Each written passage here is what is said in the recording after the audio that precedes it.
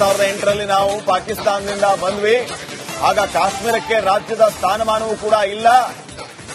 ಕೇಂದ್ರ ಸರ್ಕಾರ ಒಂದಿಷ್ಟು ಸಮಯ ಕೊಡಬೇಕು. ಇಲ್ಲಿ ಪಾಕ್ ಕುಟುಂಬಗಳು 20ರಿಂದ 30 ವರ್ಷಗಳಿಂದಾನೇ ನೆಲೆಸಿವೆ. ನಾವಿಲ್ಲಿ ಮತದಾನ ಕೂಡ ಮಾಡಿದ್ದೇವೆ. Aadhaar card, voter ID, ration card ಎಲ್ಲವೂ ಕೂಡ ಇದೆ. ಈಗ ನಾನು ಇಲ್ಲಿಂದ ಎಲ್ಲಿಗೆ ಹೋಗ್ಲಿ? ನನ್ನ ವಿದ್ಯಾಭ್ಯಾಸ ಇಲ್ಲಿಂದಲೇ ಆಗಿದೆ. ಭಾರತದಲ್ಲಿರುವ ಪಾಕಿಗಳ ಬಗ್ಗೆ ಉಸಾಮ ಬಾಯ್ ಬಿಟ್ಟಿರೋದು. तो हम लोग आगे सीधा तो हम लोग वहाँ जी यहाँ का नहीं बना हुआ हमारा पासपोर्ट. हम ऐसे पाकिस्तानी नेशनल्स वहाँ से पासपोर्ट अप्लाई करके थ्रू लीगल तरीके से आए थे हम.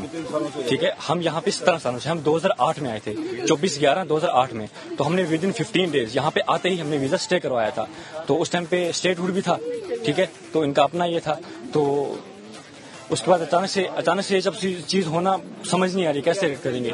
कुछ टाइम की मोहलत दे दें, कुछ हल निकालें, कुछ टाइम की मोहलत दे दें. अब जो फैमिलीज यहाँ पे पिछले 20-30 सालों से रह रही हैं, हमने वोट भी कास्ट किया, हमारे हर एक डॉक्यूमेंट्स यहाँ के बने. आधार कार्ड है, इलेक्शन कार्ड है, राशन कार्ड है, हमारा डोमिसाइल है मेरी यहाँ की, बाकी सारे डॉक्यूमेंट्स मेरे बने. अब मैं यहाँ से कहाँ जाऊंगा?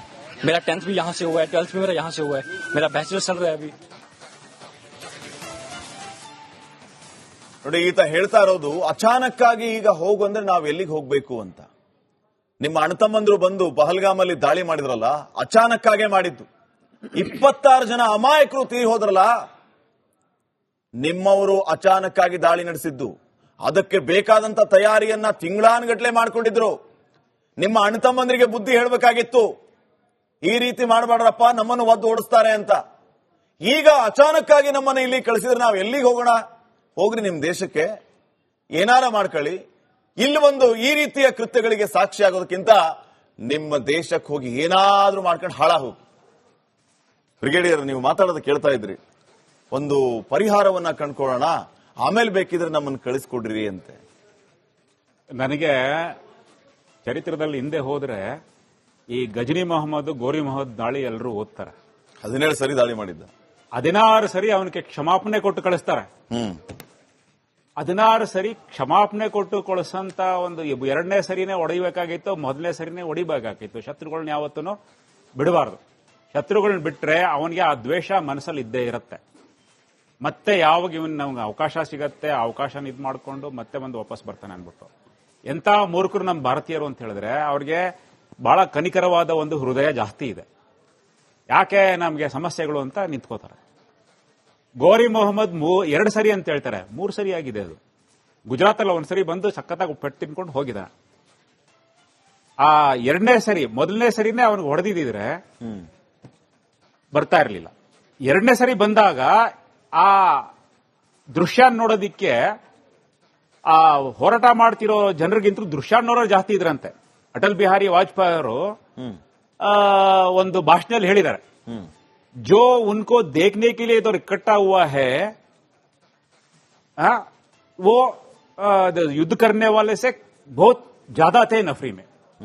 ಇವರೆಲ್ಲರೂ ಹೋಗಿ ಸೇರ್ಕೊಂಡಿದ್ರೆ ಗೋರಿ ಮೊಹಮ್ಮದ್ನೇ ಧ್ವಂಸ ಮಾಡ್ಬಿಡ್ಬೋದಾಗಿತ್ತು. ಅದು ಯಾಕೆ ಒಂದು ಕನಿಕರ ನಮ್ಮ ಮನಸ್ಸಲ್ಲಿ? ಅಂದ್ರೆ ಹೊಡೆಯೋದಕ್ಕೆ ಇದ್ದವರಿಗಿಂತ ನೋಡೋದಕ್ಕಿದ್ದವರೇ ಜಾಸ್ತಿ ಇದ್ರು. ನೋಡೋದಕ್ಕೆ ಹೋದವರು ನೋಡದೆ ಅವನು ಹೊಡೆದು ಬಿಟ್ಟಿದ್ರೆ ಸರ್ವನಾಶ ಆಗ್ಬಿಟ್ರು ಅಂತ. ಇಂಥ ಒಂದು ಬೇಡಿಕೆಗಳು, ಕೋರಿಕೆಗಳು ನಾವು ಮರಳಾಗಬಾರ್ದು.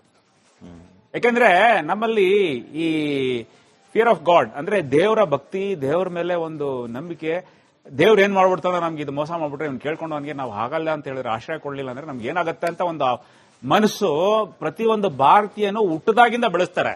ನಾವು ಅಂತ ಸಂಸ್ಕಾರದಲ್ಲಿ ಬೆಳೆದ್ವಿ. ಅದೇ ಪಾಕಿಸ್ತಾನಲ್ಲಿ ಇಸ್ಲಾಂ ಅಲ್ಲಿ ಹುಟ್ಟದಾಗಿಂದನೇ ಇವರು ಅದರ್ ದನ್ ಮುಸ್ಲಿಮ್ಸ್ ಎಲ್ಲಾ ಕಫೀರ್ಸು ಅಂತ ಹೇಳ್ತಾರೆ. ಈಗ ನಾನು ಪಾಕಿಸ್ತಾನಕ್ಕೊಂದು ಸೈಕಲ್ ಪ್ರಯಾಣ, ನಾನು ಸೈಕ್ಲಿಸ್ಟು, ಶ್ರೀಲಂಕಾ ಎಲ್ಲ ಸುತ್ಕೊಂಡ್ ಬಂದಿದ್ದೀವಿ, ಬೇಕಾದಷ್ಟು ಮಾಡ್ತಾ ಇರ್ತೀವಿ. ಪಾಕಿಸ್ತಾನಕ್ಕೆ ಹೋಗೋಣ ಅಂತ ಒಂದು ಪ್ಲಾನ್ ಮಾಡಿದ್ದೆ. ಬ್ಯಾಂಗ್ಳೂರಿಂದ ಹೋಗಿದ್ವಿ. ಇದ್ದಾಗ ಇದಕ್ಕೂ ಸಮಯ ತೆಗಿತಿದ್ರು ನೀವು? ಎಲ್ಲಿ ಇಲ್ಲ, ಈಗ ನಿವೃತ್ತ ಆದ್ಮೇಲೆ ಹೋದ ವರ್ಷ ಆಗಿರೋ ಇದು ನಾವು ಅಟ್ಟಾರಿ ತನಕ ಹೋದ್ವಿ. ನಮ್ಮ ಪ್ಲಾನ್ ಏನಂದ್ರೆ ಲಾಹೋರು, ಕರಾಚಿ, ಹೈದರಾಬಾದ್, ವಾಪಸ್ ಚಂಡೀಗಢ ಬರಬೇಕು ಅಂತ ಇದ್ದಿದ್ದು. ನಮ್ಮ ಸ್ನೇಹಿತರೆಲ್ಲ ಏನು ಹೇಳ್ತಾ ಇದ್ರು, ಲೋ ಅಲ್ಲಿ ಹೋದ್ರೆ ನಿನಗೆ ವಾಪಸ್ ಬರಲ್ವೋ, ನೀನು ಹಿಡ್ದಿಕ್ಕೋತಾರೆ, ಕೊಂದ್ಬಿಡ್ತಾರೆ, ಏನಾರು ಆಗುತ್ತೆ, ನೀ ಏನ್ಗೆ ಹೋಗ್ತಿದ್ಯಾ ಅಂತ ಹೇಳಿ. ಅಲ್ಲ, ನನ್ಗೊಂದು ಮನ್ಸಲ್ಲಿ ಅನ್ಸ್ತು, ನಮ್ಮ ಶತ್ರುಗಳನ್ನ ಒಂದ್ಸರಿ ಯಾಕೆ ನಾವು ಹೋಗಿ ಭೇಟಿ ಆಗಬಾರ್ದು, ಯಾಕೆ ಅವ್ರ ನಮ್ಮ ಮೇಲೆ ಇಷ್ಟೊಂದು ದ್ವೇಷ, ಅವ್ರ ಜೊತೆ ಒಂದ್ ಸ್ವಲ್ಪ ನನ್ಗೆ ಯಾಕೆ ಮನಸ್ಸು ಬಿಟ್ಟು ಮಾತನಾಡಬಾರ್ದು ಅಂತ ಒಂದು ಮನಸ್ಸಲ್ಲಿ ಬಂತು. ಇಂಟ್ರಾಕ್ಷನ್ ಮಾಡೋಣ ಅಂತ. ನಿಮ್ಗೆ ಯಾಕೆ ಇಷ್ಟೊಂದು ದ್ವೇಷ ನಮ್ಮ ಮೇಲೆ? ನಾವು ಏನ್ ತಪ್ಪು ಮಾಡಿದೀವಿ ನಿಮ್ಮ ಮೇಲೆ? ನೀವು ಕೇಳಿದ್ ನೀವು ಬಿಟ್ಕೊಟ್ವಿ, ದೇಶ ಬೇಕು ಅಂತ ಹೇಳಿದ್ರೆ ಬಿಟ್ಕೊಟ್ವಿ. ನೀವು ನಿಮ್ಮ ಅಭಿವೃದ್ಧಿ ನೋಡ್ಕೋಬೇಕಾಗಿತ್ತು, ಯಾಕೆ ನಮ್ಮ ಮೇಲೆ ಇಷ್ಟೊಂದು ಇದಾಗ್ತಿದ್ರ? ನಿಮ್ಮ ಸೈನ್ಯನೇ ನಿಮ್ಗ ಎದ್ರಿ ಶತ್ರು ನಿಮ್ಗೆ ಯಾರೂ ಇಲ್ಲ, ಭಾರತ ಅಲ್ಲ, ಬೇರೆ ಯಾರು ಅಲ್ಲ, ನಿಮ್ಮ ಸೈನ್ಯನೇ ನಿಮ್ಗೆ ಶತ್ರು. ಅದ್ರ ನೀವು ಎದುರಿಸಿ ಹೋರಾಡಬೇಕು ಅಂತ ಒಂದು ಇದನ್ನ ಅವ್ರಿಗೆ ಮನಸ್ಸಲ್ಲಿ ಇದು ತುಂಬಬೇಕು ಅಂತ ಒಂದು ಯೋಚನೆಯನ್ನ ನಾನು ಅದು ತಯಾರಿ ಮಾಡಿದೆ. ವಿಸಾ ನಮ್ಗೆ ಸಿಗ್ಲಿಲ್ಲ. ಅಟಾರಿ ತನಕ ಹೋಗ್ಬಿಟ್ಟು ನಮ್ಮ ಧ್ವಜ ಹಾರಿಸೋ ಇದನ್ನೇ ಬೀಟಿಂಗ್ ದ ರಿಟ್ರೀಟ್ ನೋಡ್ಕೊಂಡು ವಾಪಸ್ ಬಂದ್ವಿ.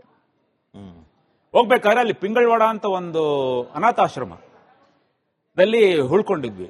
ಅದಲ್ಲಿ ಶುರು ಮಾಡಿದ್ದು 1955ರಲ್ಲಿ ಒಬ್ಬ ಭಿಕ್ಷಾ ಎತ್ತಿ ಜನರಿಗೆ ಸಹಾಯ ಮಾಡ್ತಿದ್ರಂತೆ, ಈ ರೋಗಿಗಳಿಗೂ ಎಲ್ಲರಿಗೂ. ಒಂದೇ ನಿಮಿಷ. 2008ರಲ್ಲಿ ನಾವು ಪಾಕಿಸ್ತಾನದಿಂದ ಬಂದ್ವಿ. ಆಗ ಕಾಶ್ಮೀರಕ್ಕೆ ರಾಜ್ಯದ ಸ್ಥಾನಮಾನವೂ ಕೂಡ ಇಲ್ಲ.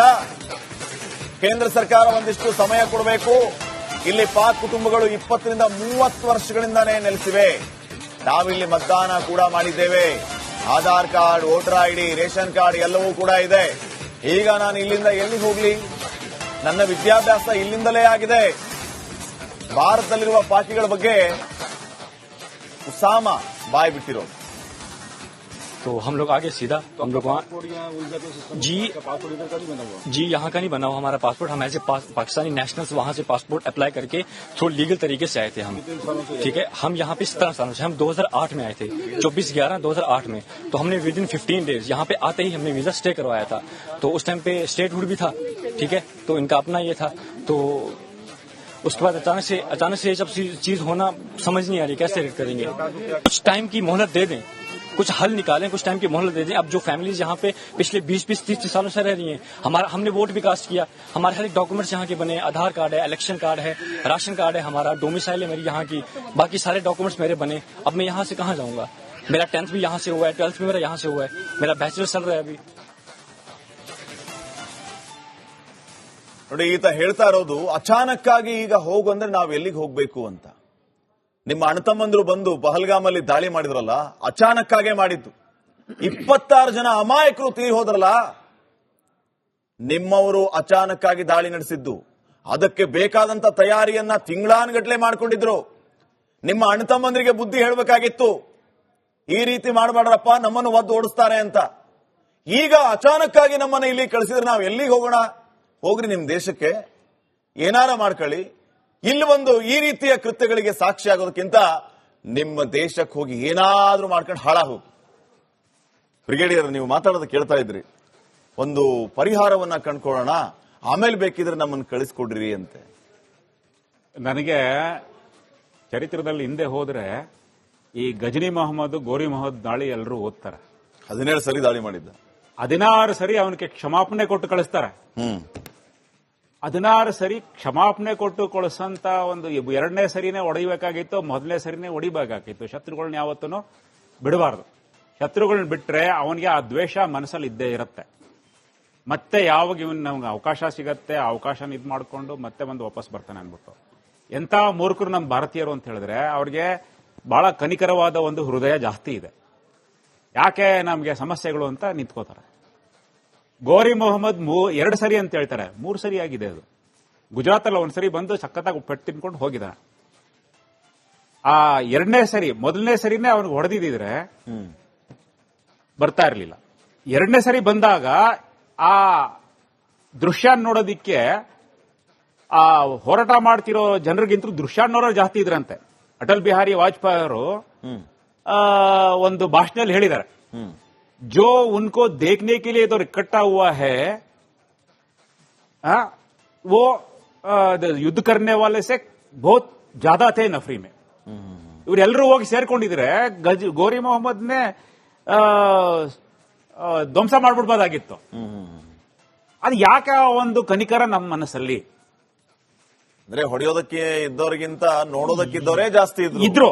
ನೋಡೋದಕ್ಕೆ ಹೋದವರು ನೋಡದೆ ಅವನು ಹೊಡೆದು ಬಿಟ್ಟಿದ್ರೆ ಸರ್ವನಾಶ ಆಗ್ಬಿಟ್ರು ಮತ್ತೆ ಅಂತ. ಇಂಥ ಒಂದು ಬೇಡಿಕೆಗಳು ಕೋರಿಕೆಗಳು ನಾವು ಮರಳಾಗಬಾರ್ದು. ಯಾಕೆಂದ್ರೆ ನಮ್ಮಲ್ಲಿ ಈ ಫಿಯರ್ ಆಫ್ ಗಾಡ್ ಅಂದ್ರೆ ದೇವರ ಭಕ್ತಿ, ದೇವರ ಮೇಲೆ ಒಂದು ನಂಬಿಕೆ, ದೇವ್ರು ಏನ್ ಮಾಡ್ಬಿಡ್ತಾನೋ ನಮ್ಗೆ ಇದು ಮೋಸ ಮಾಡ್ಬಿಟ್ರೆ ಇವ್ನು ಕೇಳ್ಕೊಂಡು ಅವನಿಗೆ ನಾವು ಆಗಲ್ಲ ಅಂತ ಹೇಳಿದ್ರೆ, ಆಶ್ರಯ ಕೊಡ್ಲಿಲ್ಲ ಅಂದ್ರೆ ನಮ್ಗೆ ಏನಾಗುತ್ತೆ ಅಂತ ಒಂದು ಮನಸ್ಸು ಪ್ರತಿಯೊಂದು ಭಾರತೀಯನು ಹುಟ್ಟದಾಗಿಂದ ಬೆಳೆಸ್ತಾರೆ.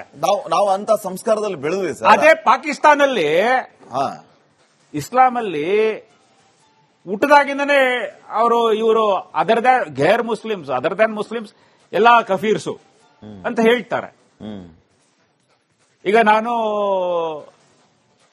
ಪಾಕಿಸ್ತಾನಕ್ಕೊಂದು ಸೈಕಲ್ ಪ್ರಯಾಣ, ನಾನು ಸೈಕ್ಲಿಸ್ಟು, ಶ್ರೀಲಂಕಾ ಎಲ್ಲ ಸುತ್ಕೊಂಡ್ ಬಂದಿದ್ದೀವಿ, ಬೇಕಾದಷ್ಟು ಮಾಡ್ತಾ ಇರ್ತೀವಿ. ಪಾಕಿಸ್ತಾನಕ್ಕೆ ಹೋಗೋಣ ಅಂತ ಒಂದು ಪ್ಲಾನ್ ಮಾಡಿದ್ದೆ, ಬ್ಯಾಂಗ್ಳೂರಿಂದ ಹೋಗಿದ್ವಿ. ಇದ್ದಾಗ ಇದಕ್ಕೂ ಸಮಯ ತೆಗಿತಿದ್ರು ನೀವು? ಎಲ್ಲಿ ಇಲ್ಲ, ಈಗ ನಿವೃತ್ತ ಆದ್ಮೇಲೆ ಹೋದ ವರ್ಷ ಆಗಿರೋ ಇದು ನಾವು ಅಟ್ಟಾರಿ ತನಕ ಹೋದ್ವಿ. ನಮ್ಮ ಪ್ಲಾನ್ ಏನಂದ್ರೆ ಲಾಹೋರು, ಕರಾಚಿ, ಹೈದರಾಬಾದ್, ವಾಪಸ್ ಚಂಡೀಗಢ ಬರಬೇಕು ಅಂತ ಇದ್ದಿದ್ದು. ನಮ್ಮ ಸ್ನೇಹಿತರೆಲ್ಲ ಏನ್ ಹೇಳ್ತಾ ಇದ್ರು, ಲವ್ ಅಲ್ಲಿ ಹೋದ್ರೆ ನಿನ್ಗೆ ವಾಪಸ್ ಬರಲ್ವೋ, ನೀನ್ ಹಿಡ್ದಿಕ್ಕೋತಾರೆ, ಕೊಂದ್ಬಿಡ್ತಾರೆ, ಏನಾರು ಆಗುತ್ತೆ, ನೀ ಹೆಂಗ್ ಹೋಗ್ತಿದ್ಯಾ ಅಂತ ಹೇಳಿ. ಅಲ್ಲ, ನನ್ಗೊಂದು ಮನ್ಸಲ್ಲಿ ಅನ್ಸ್ತು, ನಮ್ಮ ಶತ್ರುಗಳನ್ನ ಒಂದ್ಸರಿ ಯಾಕೆ ನಾವು ಹೋಗಿ ಭೇಟಿ ಆಗ್ಬಾರ್ದು, ಯಾಕೆ ಅವ್ರ ನಮ್ ಮೇಲೆ ಇಷ್ಟೊಂದು ದ್ವೇಷ, ಅವ್ರ ಜೊತೆ ಒಂದ್ ಸ್ವಲ್ಪ ನನ್ಗೆ ಯಾಕೆ ಮನಸ್ಸು ಬಿಟ್ಟು ಮಾತನಾಡಬಾರ್ದು ಅಂತ ಒಂದು ಮನಸ್ಸಲ್ಲಿ ಬಂತು. ಇಂಟ್ರಾಕ್ಷನ್ ಮಾಡೋಣ ಅಂತ.